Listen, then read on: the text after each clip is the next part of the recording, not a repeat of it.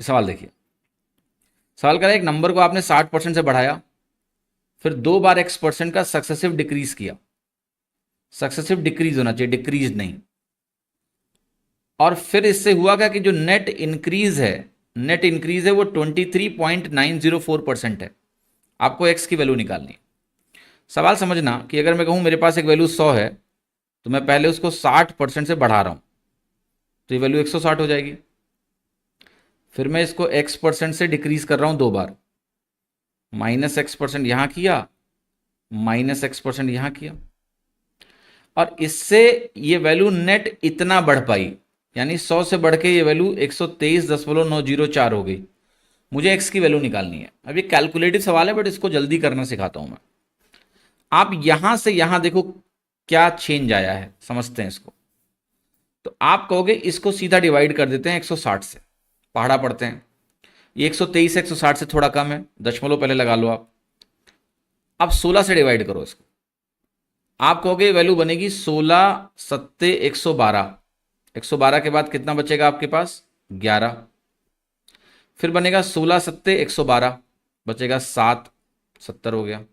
फिर बनेगा 16 चौके 64, 6 बचेगा, अंत में 4 उतरेगा, 16 चौके 64।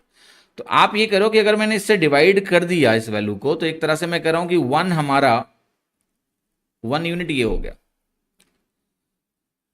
इसको परसेंटेज डिक्रीज के टर्म में व्यक्त करना है, तो आप इसको सोचिए 100, और अगर ये 100 बनेगा तो ये 77.44 है, यानी परसेंटेज चेंज जो आया, डिक्रीज आया, ये आया 22.56 का। अगर 100 हमारा 77.44 हो गया, तो ये 22.56% का डिक्रीज हो गया।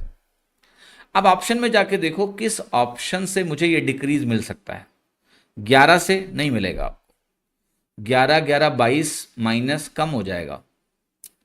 ठीक है, ये आंसर बी आ जाएगा 12 से, क्योंकि 12 12 होता है 24, माइनस 144/100 अगर आप करते हो तो आप यहीं पहुंच जाओगे।